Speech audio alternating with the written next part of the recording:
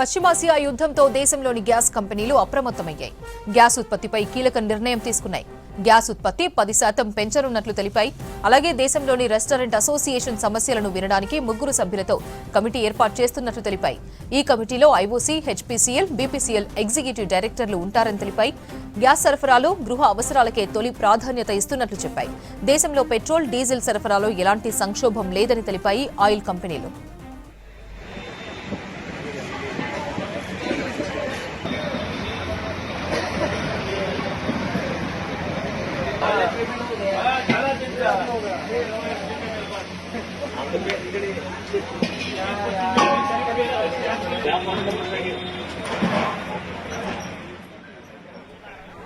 పశ్చిమాసియా యుద్ధంతో దేశంలోని గ్యాస్ కంపెనీలు అప్రమత్తమయ్యాయి.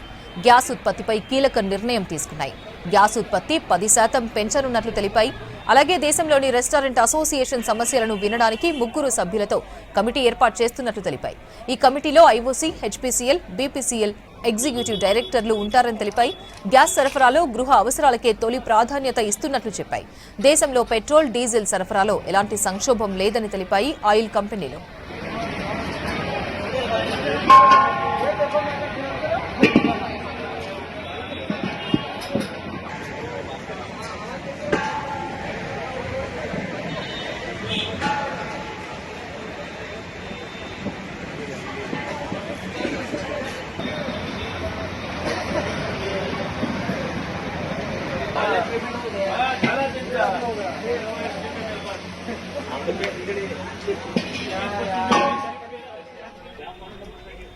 పశ్చిమాసియా యుద్ధంతో దేశంలోని గ్యాస్ కంపెనీలు అప్రమత్తమయ్యాయి.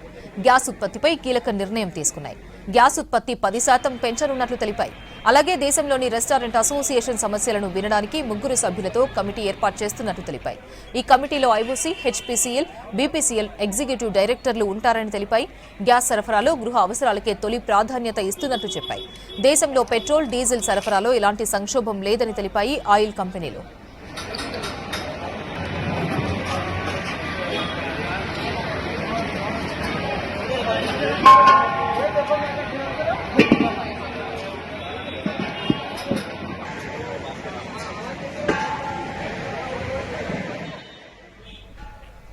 ఇదే విషయంపై మరింత సమాచారం మదార్ లైవ్ లో అందిస్తారు. మదార్, అప్డేట్స్ ఏంటి?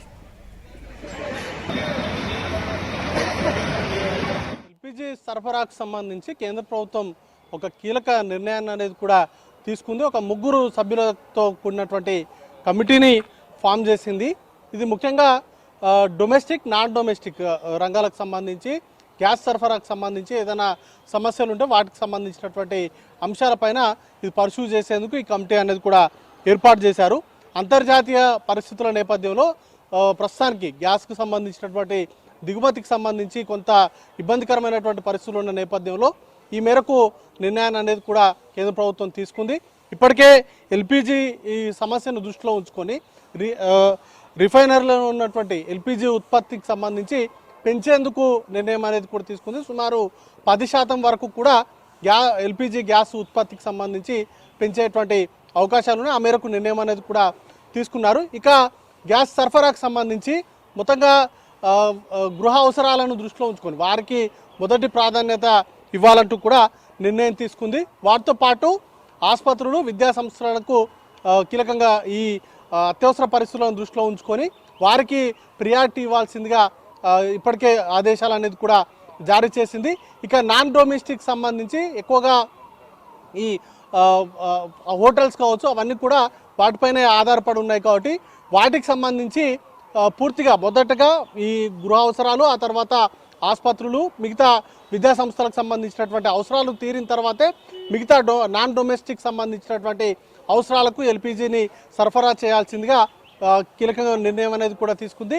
వీటికి సంబంధించి ఏదైనా సమస్యలు ఉంటే వాటికి సంబంధించి ఏదైతే కమిటీ ఫామ్ చేసిందో ఆ కమిటీకి సంబంధించినటువంటి సభ్యులకు ఈమెయిల్ ద్వారా వారి సమస్యల్ని విన్నవించుకునేటువంటి అవకాశాన్ని అయితే కల్పించింది. అయితే ఇప్పటికిప్పుడు దిగుమతుల పరంగా ఉన్నటువంటి ఇబ్బందులను దృష్టిలో ఉంచుకొని అవి ఇప్పటికప్పుడు సార్ట్అవుట్ అయ్యేటువంటి అవకాశాలు చాలా తక్కువ. బట్ ఇప్పటి వరకు దేశంలో ఉన్నటువంటి ఎల్పీజీ నిల్వలు కావచ్చు, వాటన్నిటిని దృష్టిలో ఉంచుకొని ప్రధానంగా మొత్తంగా గృహ అవసరాలను, అలాగే వీటికి సంబంధించి ఆసుపత్రులు, పాఠశాలలకు సంబంధించినటువంటి అవసరాలను అవసరాలకు మొదట ప్రాధాన్యత ఇవ్వాలి, ఆ తర్వాత మిగతా వాటికి ప్రాధాన్యత ఇవ్వాల్సిందిగా ఆదేశాలు అనేది కూడా జారీ చేసింది.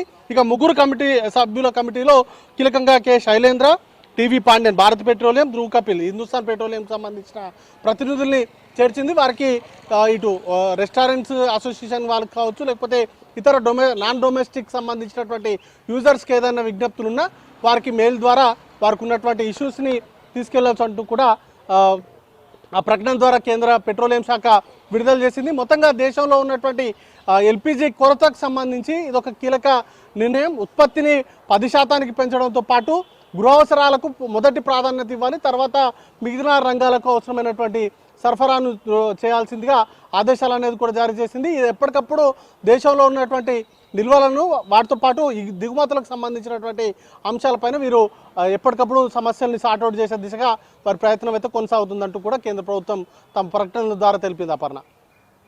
Right mother.